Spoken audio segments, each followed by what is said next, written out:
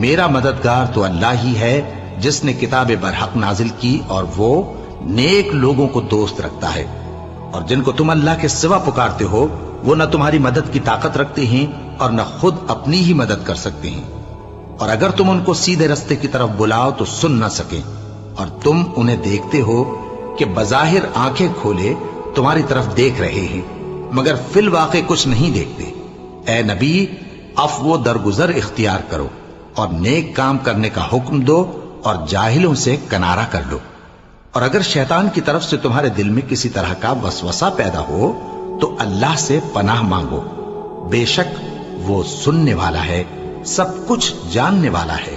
جو لوگ پرہیزگار ہیں جب ان کو شیطان کی طرف سے کوئی وسوسہ پیدا ہوتا ہے تو چونک پڑتے ہیں اور دل کی آنکھیں کھول کر دیکھنے لگتے ہیں، اور ان کفار کے بھائی انہیں گمراہی میں کھینچے جاتے ہیں، پھر اس میں کسی طرح کی